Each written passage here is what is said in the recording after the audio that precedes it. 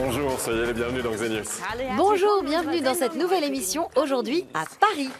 Comme vous le voyez, nous n'étions pas très chauds à l'idée de batailler avec la circulation parisienne à bord de notre minibus. C'est pourquoi nous avons préféré le troquer contre ces bicyclettes. Oui, et les Parisiens semblent être de notre avis puisqu'ils sont de plus en plus nombreux à opter pour le vélo, même si dans la capitale, les distances sont grandes et que ça peut vite devenir fatigant de pédaler. Heureusement, il existe une variante nettement plus reposante, le vélo électrique. Le e-bike, comme on l'appelle parfois, a littéralement le vent en poupe et il est d'ailleurs particulièrement apprécié des seniors. Du coup, Pierre et moi ne sommes pas forcément le public cible. Et franchement, je me demande un peu à quoi ça sert d'installer un moteur sur un vélo. Personnellement, j'aime autant m'en remettre à la force de mes petites gambettes. Attends de tester avant de dire ça. Eh oui, aujourd'hui nous allons tenter d'apprivoiser ces engins. Mais le vélo électrique ne sert pas seulement à se balader, il peut également avoir une utilité professionnelle. Certaines entreprises ont d'ailleurs franchi le pas. Le jour se lève à Gelsenkirchenbourg, dans la région de la Ruhr. Il est presque 8 heures du matin. À la plateforme de distribution de la Poste, la factrice Heike Herm se prépare à commencer sa tournée. Chaque jour, elle doit distribuer environ 1500 courriers. La Poste allemande s'est dotée d'un parc de 6000 vélos à assistance électrique pour les facteurs comme Heike. Le vélo électrique possède un moteur qui est situé à l'avant. Il a un interrupteur d'arrêt d'urgence qu'il faut bien éteindre pendant toute la distribution. Les roues stabilisatrices sont prévues pour que je puisse m'arrêter facilement de maison en maison. Et les batteries peuvent tenir pendant toute la distribution. Il est plus lourd qu'un vélo classique, mais ça va. Pour la première partie de sa tournée, Heike Herm transporte environ 50 kg de courrier. Les facteurs sont loin d'être tous équipés de vélos électriques. Pour espérer en obtenir un, il faut que le parcours compte des côtes à monter et que le centre de distribution soit à bonne distance de la zone couverte par le facteur. La première impression que j'ai eue, c'est qu'il s'agit d'un vélo très lourd. Au début, je n'étais pas très emballée, jusqu'à ce que je l'essaie. Le soir, sur le canapé, je me suis rendu compte que j'étais beaucoup moins fatiguée que d'habitude. Malgré la journée de travail, j'avais encore l'énergie et l'envie de jouer et de chahuter avec mes enfants. Le vélo de la Poste dispose d'une assistance électrique et peut également fonctionner sans pédalage, à la façon d'une mobilette. Malgré ses avantages, ce nouveau mode de transport aura mis un certain temps à s'imposer auprès des facteurs. Avec l'arrivée du vélo électrique, nos collègues facteurs ont eu peur de voir leur zone de distribution agrandie et leur charge alourdie. Mais ça n'a pas été le cas. Et ils ont fini par reconnaître que le vélo électrique les aide beaucoup lors de la distribution. Aujourd'hui, il est parfaitement accepté et même très apprécié des employés. Il faut dire que l'effort physique nécessaire pour monter une côte avec un vélo chargé n'était pas du goût de tous les facteurs. Ça, c'est la partie que j'avais toujours du mal à passer avant. Un faux plat terrible. Comme vous le voyez, aujourd'hui, c'est beaucoup plus facile. Arrivé au feu, je peux encore respirer normalement, alors qu'avant, j'étais à bout de souffle. Je devais faire une pause et descendre de vélo. Maintenant, je peux poursuivre mon chemin, discuter et surtout respirer normalement. L'entreprise a misé sur le vélo électrique pour soulager ses employés d'un point de vue physique, mais également psychologique. Quand on a encore de l'énergie, on est davantage concentré et le risque de se tromper en distribuant le courrier est réduit. Aujourd'hui, avec le vélo, tout va bien, sauf qu'il est mouillé. Je vais le descendre à la cave et je vais brancher les batteries, histoire qu'elles soient rechargées demain matin, et c'est tout. Moi, en revanche, je suis trempée et complètement gelée. J'ai hâte de sauter dans ma baignoire. Après 6 heures et 10 km au compteur, c'est la fin de la journée pour la factrice. Quant aux révisions et autres réparations, ce sont les techniciens qui s'en occupent. J'espère qu'on aura plus de chance avec la météo pour notre petite balade. Olivier. Olivier, bonjour. Bonjour. Bonjour. Tu fais des excursions à Paris à vélo électrique. Absolument. Et tu es notre guide du jour. Et c'est moi qui vous emmène. Suivez-moi. Oui. On y va. Alors, ça marche comment, ces trucs-là? Alors, on va utiliser la clé noire fine qui sert pour le moteur, pour la batterie. On la met ici.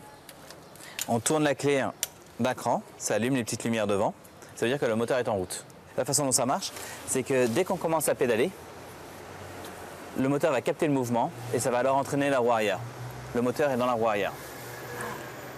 Je sais. Et donc il faut toujours pédaler, mais tu verras, il n'y a aucun effort. Et la batterie, c'est ce gros machin-là? Exactement. D'accord. Et donc après, ça s'utilise comme un vélo ordinaire. On y va?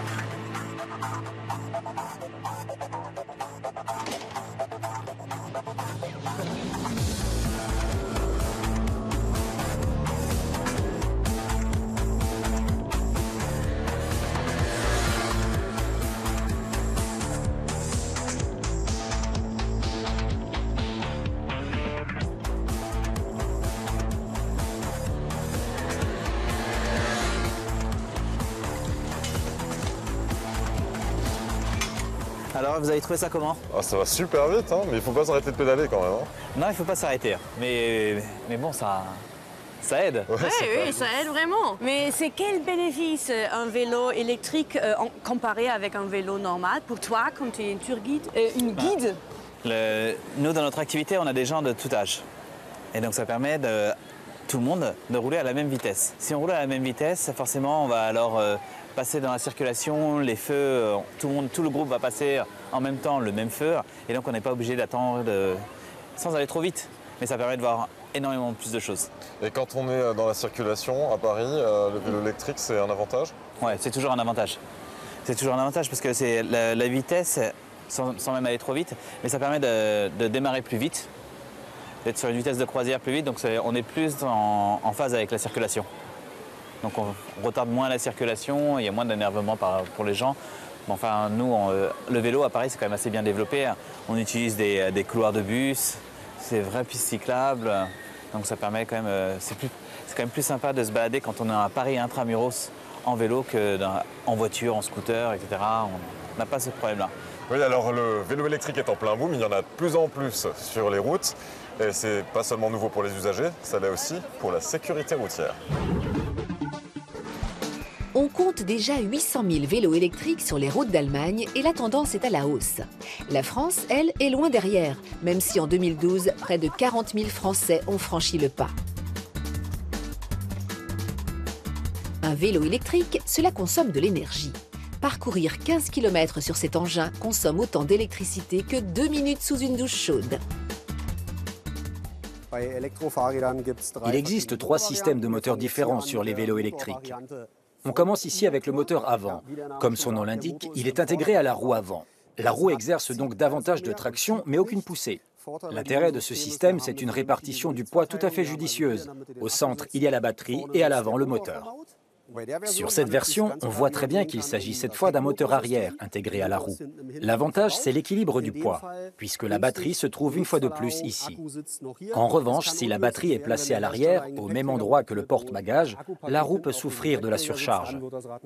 Le vélo peut toutefois supporter des forces extrêmement importantes, sans que cela ne se répercute sur le bloc de propulsion. Ici, nous avons un moteur qui se trouve au centre du vélo. C'est le système le plus vendu en Allemagne et le plus répandu en général. Son avantage, c'est qu'il possède une excellente tenue de route, parce que son centre de gravité est très bas. On peut donc faire un cadre très facile à enjamber. Le seul point noir, c'est que le système de propulsion s'use davantage, parce qu'il est soumis à des forces plus importantes. Même si on a tendance à les appeler vélos électriques, la plupart d'entre eux sont en réalité des pédélec, des vélos à assistance électrique. En clair, sans pression sur les pédales, le moteur ne démarre pas.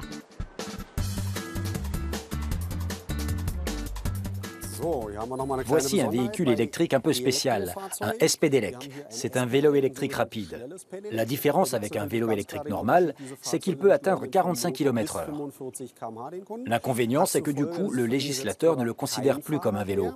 Le propriétaire doit donc souscrire à une assurance, mettre un rétroviseur et porter un casque. Dernière chose, ces véhicules ne doivent pas être modifiés. Des tests de choc réalisés par des chercheurs révèlent à quel point les conséquences peuvent être graves en cas d'accident. Les pédélec, qui peuvent rouler jusqu'à 45 km/h, sont particulièrement dangereux.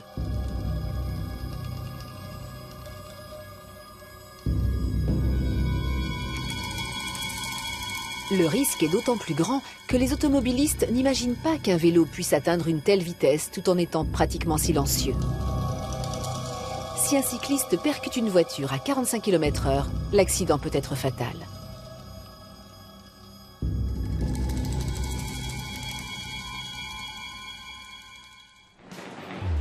À Schweinfurt, on teste les limites des vélos électriques. Vélotech, c'est le nom d'un laboratoire d'essais indépendant pour bicyclettes en tout genre. La propulsion électrique implique des accélérations, des vitesses et des forces de freinage plus importantes auxquelles le matériel doit être en mesure de résister. Ernst Brust connaît bien les points faibles de cette nouvelle génération de vélos électriques. Sur l'e-bike ou le pedelec, nous avons pu constater que la fourche et le guidon sont de plus en plus sollicités. De plus en plus de personnes lourdes utilisent ces engins. Les gens roulent de plus en plus vite ou gravissent des côtes dont ils ne seraient jamais venus à bout. Évidemment, toute côte doit être redescendue, ce qui implique également des charges importantes. Il y a également de plus en plus de sièges enfants. Le vélo doit donc pouvoir supporter tout cela. Quelques 200 vélos passent chaque année par le laboratoire d'essai. Fourches suspendues, tiges de selle, cadres, les experts ont un instrument de torture spécialement conçu pour chaque élément. Là, on vérifie la solidité de la chaîne cinématique. Cette dernière est reliée au roulement interne et au pédalier. Et la pédale est vissée ici. Le souci, on le voit, c'est cette partie qui est cassée. Il y a un problème de tension lorsque ça casse de cette façon. Là, ce n'est pas dangereux parce que la pièce ne s'est pas brisée complètement. Mais si elle casse net, il y a un risque de chute. En Thuringe aussi, on soumet des vélos électriques à la torture, cette fois sur parcours. Au bout de 2 décennies, la technique des vélos électriques est encore loin d'être parfaitement au point. Ce sont les batteries qui posent le plus de problèmes.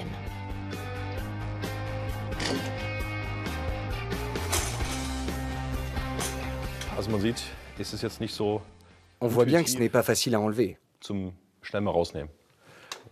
Hop, je la remets. Voyons si c'est plus facile. Ok. On pousse un peu vers l'avant. Là, c'est plus facile. Mais tout à l'heure, c'était complètement bloqué. Ce n'est pas facile de la placer au bon endroit. Je peux aussi... Ça y est, c'est encore coincé. La manipulation des batteries est une chose, leur sécurité une autre. En général, la batterie est l'élément le plus problématique. La plus ancienne batterie lithium-ion de vélo électrique date de 2002. Et il y a eu des cas où les batteries ont pris feu au bout de plusieurs années. Elles ont tout simplement commencé à brûler. Lorsqu'un élément interne cède à la corrosion, ou que par exemple l'oxygène de l'air s'infiltre dans la cellule, vu la composition, il y a des risques que cela s'enflamme. Les vélos électriques seraient-ils des bombes à retardement? Leur structure est en tout cas beaucoup plus complexe que celle d'un 2 roues traditionnel. Sur un vélo électrique, un simple pneu crevé nécessite une visite à l'atelier. La moindre réparation exige l'intervention d'un spécialiste.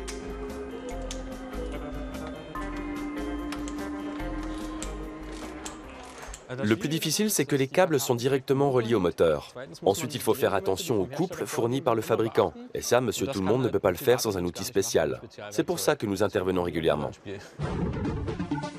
Olivier, ici à Paris, c'est jamais arrivé à toi que tu es tombé en panne avec ton groupe?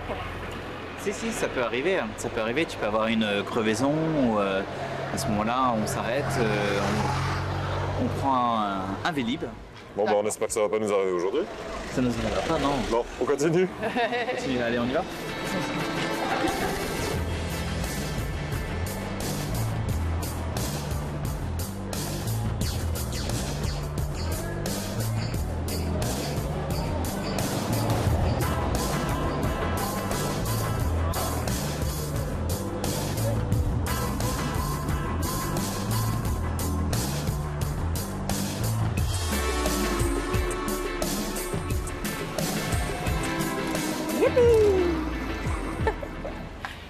Et voilà, nous allons maintenant rencontrer un député d'Europe Écologie Les Verts qui est également vice-président de l'Assemblée nationale. À l'époque où il était adjoint au maire de Paris, il s'est battu pour la mise en place d'un système de prêt de vélo à grande échelle. Un système que chaque Français connaît aujourd'hui sous le nom de Vélib.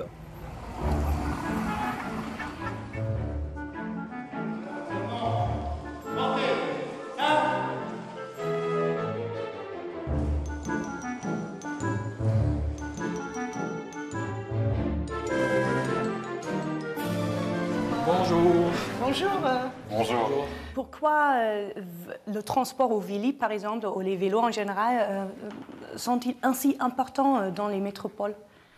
Écoutez, à Paris, en tout cas, ça a été un pari au départ. C'est-à-dire qu'on ne pensait pas que ça aurait un tel succès. Je pense que ça a complètement remodernisé l'image du vélo. Le vélo, en France, était devenu quelque chose d'un petit peu ringard. C'était pas pour les jeunes, pour les écolos, mais pas pour les utilisateurs habituels. Les gens disaient, non mais aller au travail en vélo, je vais arriver, je suis sale, transpirer, etc. Les mêmes aujourd'hui utilisent le Vélib. Et le Vélib n'est pas moins lourd, au contraire, mais même plutôt plus lourd que le vélo traditionnel, mais simplement parce que l'imaginaire a changé. C'est-à-dire que c'est la ville qui bouge, c'est la ville moderne, c'est la ville efficace. Et à votre avis, en général, le vélo électrique peut-il remplacer la voiture?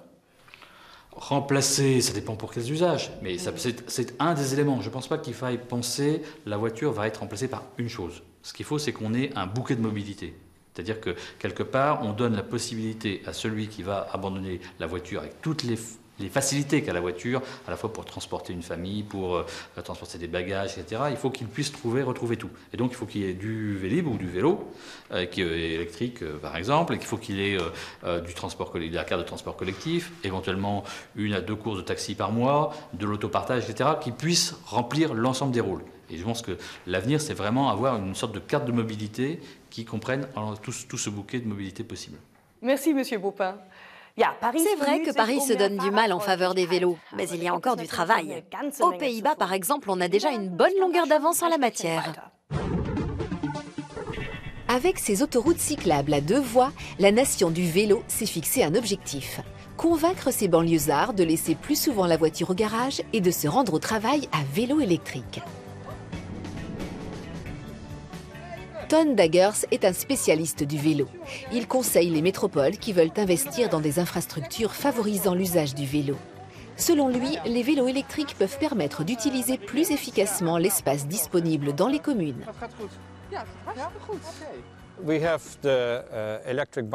On a les vélos électriques, c'est vrai, mais on a aussi les vélos triporteurs électriques.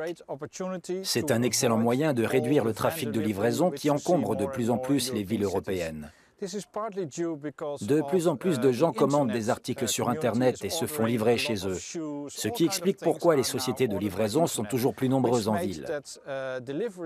Comme on manque d'espace et de places de parking, il faut trouver de nouvelles solutions. Le vélo triporteur électrique est de plus en plus utilisé par les sociétés de livraison parce qu'en milieu urbain, c'est une solution rapide et flexible.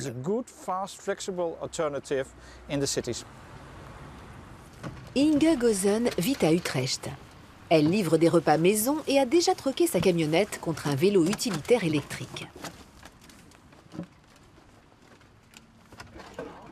Salut! Je t'attendais. Merci. C'est une belle journée pour se promener, dis-moi.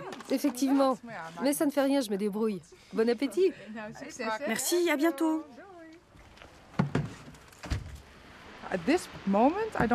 Pour l'instant, je ne vois que des avantages. On peut se garer où on veut et on s'habitue vite à la pluie. Nous vivons aux Pays-Bas, donc il fait froid.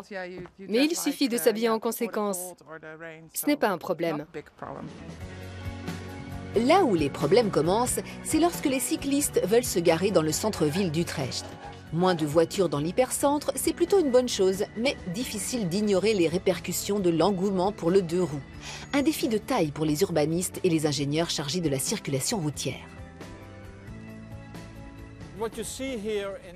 À Utrecht, nous avons beau créer des places de parking, ça ne suffit pas.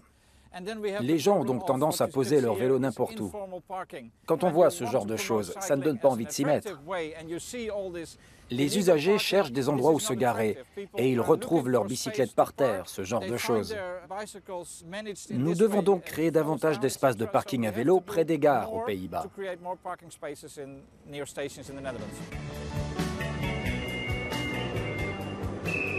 Houten, une banlieue d'Utrecht, a déjà totalement banni la voiture de son centre-ville. Ici, on mise sur le parc relais pour les cyclistes.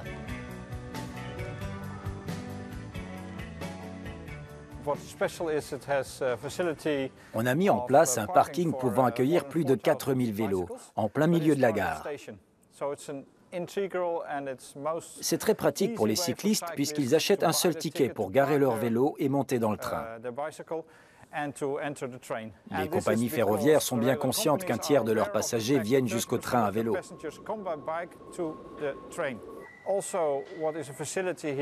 En outre, un des avantages, c'est qu'on peut laisser son vélo à réparer le matin et le récupérer le soir. Il y a également des bornes de recharge pour les vélos électriques ou les pédélec.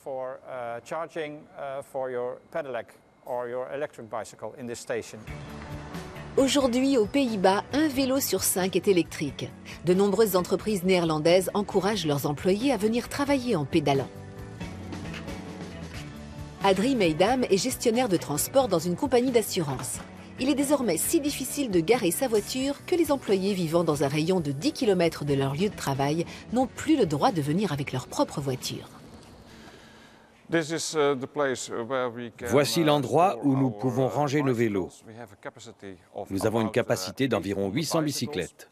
Il y a également une vingtaine de stations de recharge pour les pédélec.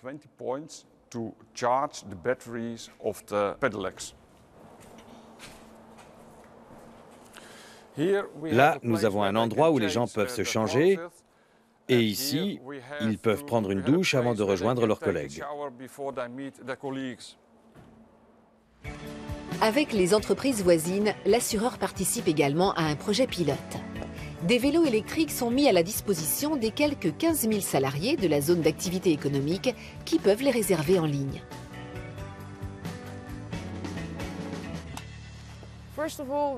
D'abord, nous vivons une époque de récession. Les gens qui possèdent une voiture se rendent bien compte à quel point cela coûte cher. Ensuite, je pense que les gens sont de plus en plus conscients que nous devons prendre soin de notre planète et que nous devons nous déplacer de façon plus écologique. Mais le vélo électrique est-il vraiment écologique? Certains en doutent. Les gens qui critiquent les vélos à assistance électrique dénoncent leur manque de durabilité. D'une part, il y a la fabrication de l'engin, notamment celle des batteries, et de l'autre, il y a le fait qu'on utilise de l'électricité. Pour ce qui est du premier argument, je dirais que les batteries ne cessent de s'améliorer, de même que leur recyclage. Pour ce qui est de la consommation électrique, lorsqu'on charge une batterie et qu'on parcourt 60 ou 80 km, on utilise vraiment très peu d'énergie. Ça ne revient même pas à 5 centimes d'euros. À quoi ressemblera la ville favorable au vélo du futur?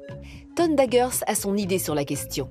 Le vélo électrique y joue un rôle central, mais il n'est pas forcément nécessaire d'en être propriétaire. Ma vision idéale d'Utrecht, ce serait une ville où non seulement on bannirait toutes les voitures privées, mais également tous les vélos privés, et où on les remplacerait par un système d'autopartage et de location de vélos. Je pense que ça réglerait non seulement les problèmes de parking pour les voitures, mais également pour les vélos, qu'ils soient électriques ou non.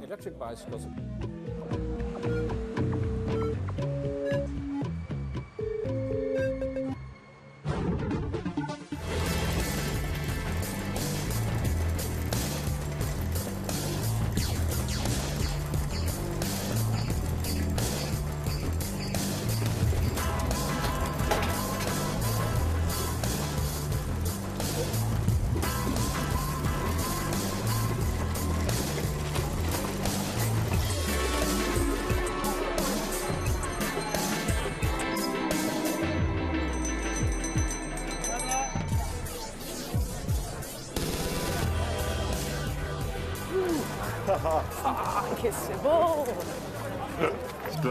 Je crois qu'on n'a jamais monté une côte avec autant de facilité. Tu vois, quand je te disais que la montée de Montmartre était plus raide que celle de Kreuzberg à Berlin, Je confirme. et j'ai remarqué que tu étais un peu plus lente que d'habitude. Honnêtement, j'étais bien contente que cet engin me donne un coup de pouce pour pédaler, parce que le trafic est vraiment épuisant ici. Les automobilistes ne font pas du tout attention aux cyclistes. C'est vrai. Personnellement, je trouve que les pistes cyclables sont un peu étroites à Paris. Et moi, ça ne me dérangerait pas de me déplacer à la seule force de mes petites jambes, mais tant qu'il y a plus de 2 roues et moins de 4 roues, je suis contente. Oui, et l'un des avantages du vélo électrique, c'est qu'on a encore assez de pêche pour continuer la balade.